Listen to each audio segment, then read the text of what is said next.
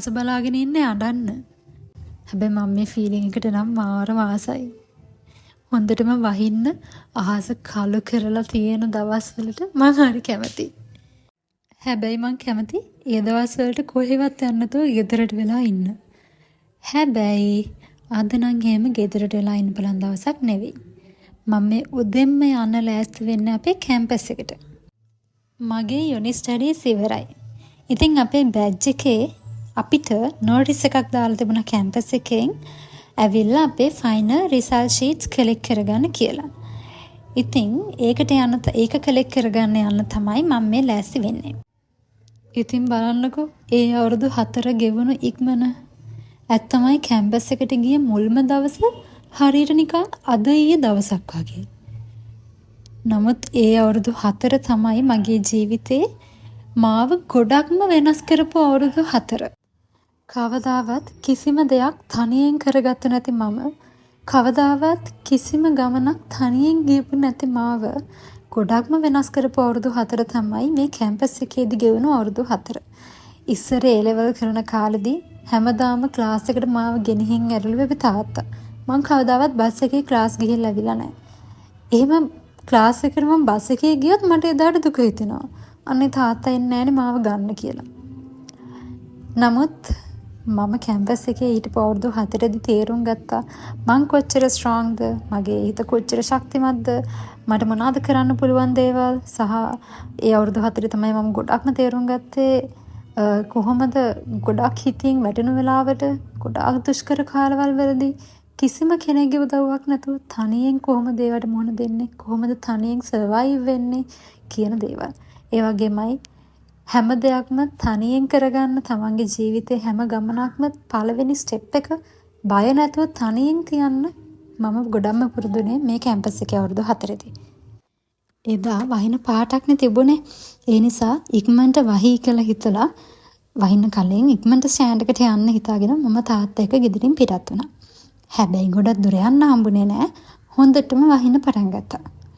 ඊට පස්සේ ඉතින් පිග්මී එකේ ටුක් එකක් බුක් කරන්න සෑහෙන try කරා. එක 3 wheel එකක්වත් එන්නේ නැහැ. කොහොමත් වැස්සට පිග්මී උබවල ටුක් එන්නේ නැහැ. ඉතින් කොහොම හරි ගොඩක් වෙලා try කරලා ඔන්න කොහමද එක ටුක් එකක් ආවා. දැන් මේ ඒකේ මම ස්ටෑන්ඩ් එකට යන ගමන්. ඉතින් එහෙම යන ගමන් කැරවන් ෆ්‍රෙෂ් එකටත් ගිහිල්ලා ඔතේට කන්නත් මොනවා හරි ගත්තා. මේ තියෙන කැරවන් ෆ්‍රෙෂ් එකෙන් ගත්ත එක. මට මතක නැහැ මං ඉදා ගත්තේ මං හිතන්නේ chicken cheese burger එකයි smoke chicken roll එකයිද මන්ද. අනේ මන්ද කැරවන් ෆ්‍රෙෂ් එක කියන්නේ මට නිකන් කර්ස් එකක් වගේ. කැරවන් ෆ්‍රෙෂ් එක ඉස්සරහින් යන්න බෑ. නිකමටවත් කැරවන් ෆ්‍රෙෂ් එකේ නම මතක් වෙන්නත් ඇති මං Uber Eats වලින් ඕඩර් එකක් දාගෙන මොන හරි දෙයක් ගන්නවා. ඔන්න ඉතින් කොහොම හරි කොළඹ හයිවේ බස් එකකට නැග්ගා. දැන් ඉතින් පෙටාවලට යනකම් නිදහසේ සුවසේ ඉඳගෙන යන්න තමයි තියෙන්නේ.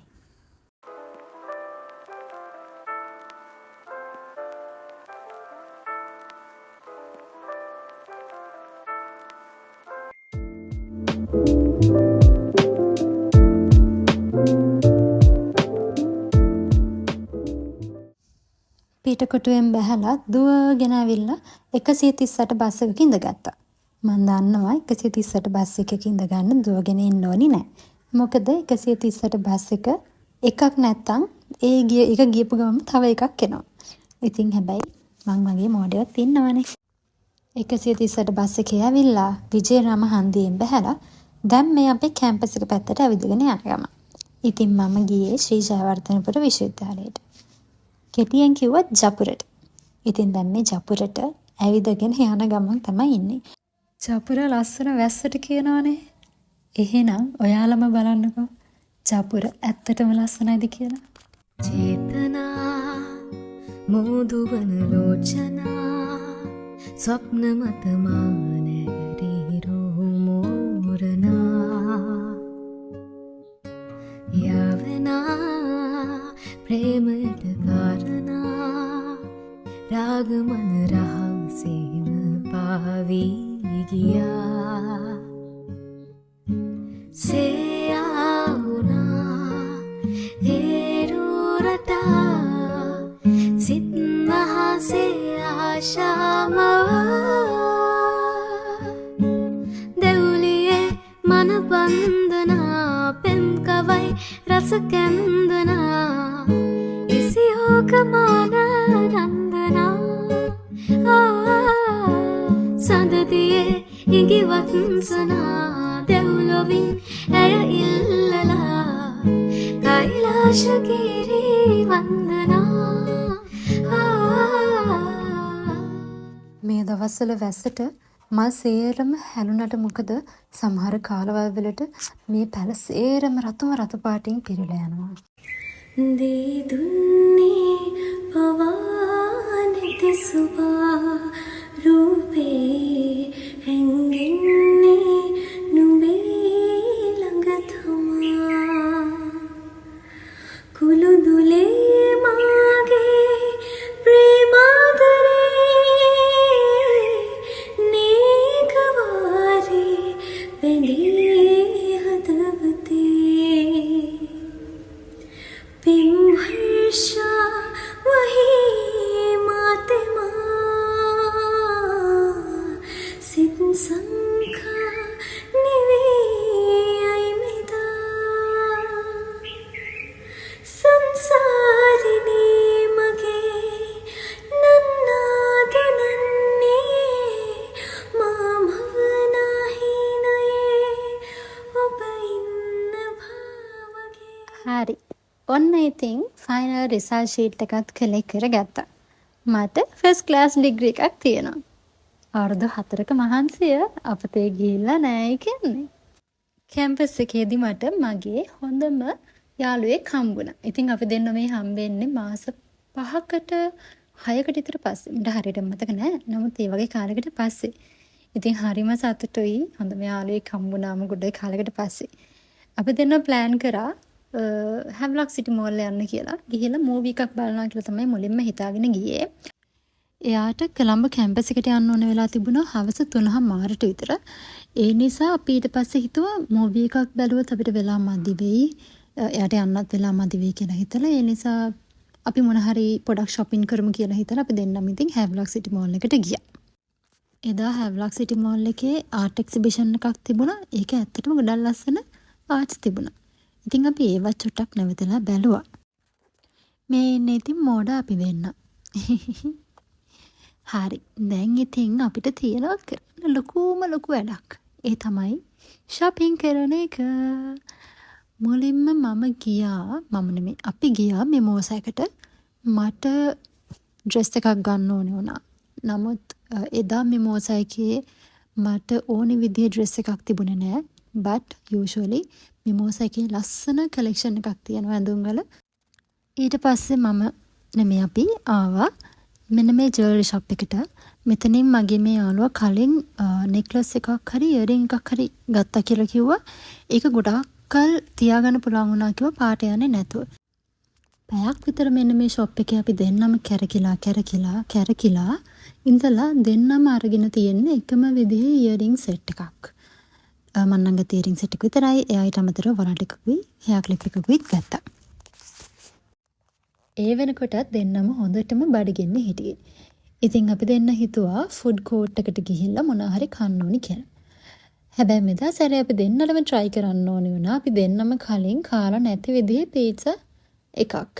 ඉතින් අපි කළේ අර එකම පීට්සා එකට ෆ්ලේවර්ස් දෙකක් half දාන්න පුළුවන්.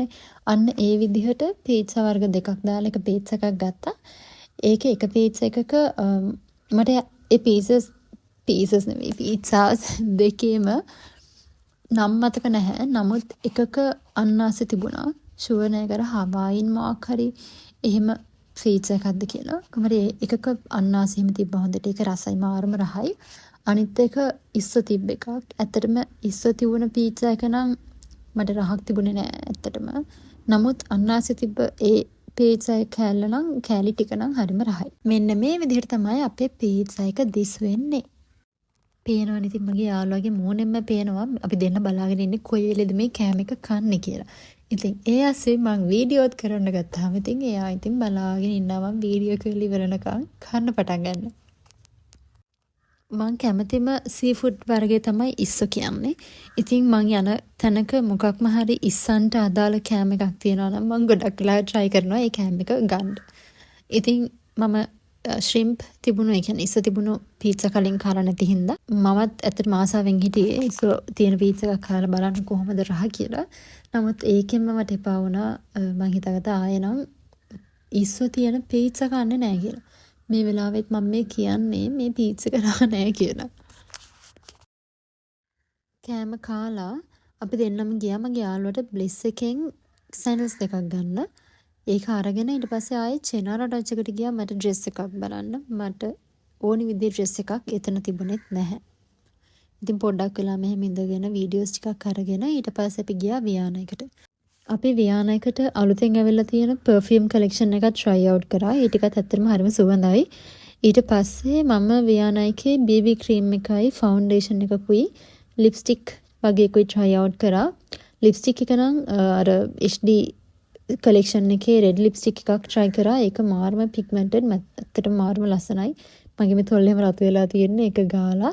ඊට පස්සේ මම වියානා එකෙන් ෆවුන්ඩේෂන් එකකුයි ලිප් ලයිනර් එකකුයි ගත්තා. මගේ යාළුවත් පර්ෆියුම් එකකුයි තව මොකක් හරි එකක් ගත්තා වියානා එකෙන්.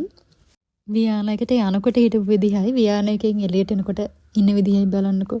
ඉතින් මම මේ ලිප්ස්ටික් එකේ ෆොටෝ එකකුත් ගත්තා. ඒක පස්සේ ගන්නවා කියලා. මොකද එදා මම ලිප්ස්ටික් එකක් ගන්න සල්ලි වෙන් කරේ නැහැ.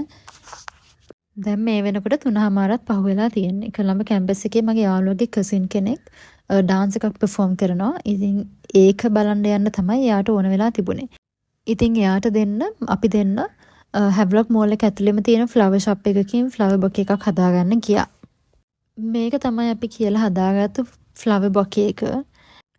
හැව්ලොක් මෝල් එක ළඟ ඉඳන් කොළඹ කැම්පස් එක ලොකු දුරක් නැහැනේ. ඒ නිසා අපි පික්නික් එකක් දාගෙන ඉක්මනට කොළඹ කැම්පස් එක ළඟට ගියා. ඒ වෙනකොටත් හොඳටම පරක්කු වෙලා තිබුණේ මේ hina වෙවි ගියාට. මං ඉතින් එදා දවසම කරේ මාගේ සෙල්ෆි වීඩියෝස් ගත්ත එක. මොකද මං ඒ වියානා එකේ ලිප්ස්ටික් එක try කරලා පස්සේ මට මාවම හරිම ලස්සනට පෙනුණා. ඉතින් අන්තිමට බොහෝම දුකසේ මගේ යාළුවට සමුදීලා පෙටාවලට යන බස් එකක නැගලා මං ඉතින් පෙටාවලට ගියා. පෙටාවලට ගිහිල්ලා ඊට පස්සේ ආයේ නිගම්බ බස් එකක් අරගෙන නිගම්බවලට එන්නත් ඕනේ. ඒ වෙනකොට පෙටාවලට යනකොට මම පෙටාවලත් හොඳටම අහස කළු කරලා කොහොම හරි මම හයිවේ බස් එකට නගින්න කලින් හොඳටම වැස්සා. ඉතින් වැස්සේ තමයි එදා මං ගෙදරත් ගියේ බස් එකකින් බැලලා තෙමීගෙන. ඉතින් අදට vlog එක එච්චරයි. ආයෙත් අලුත් vlog එකකින් හම්බ වෙනකම් හැමෝම සතුටින් පරිස්සමෙන් ඉන්න.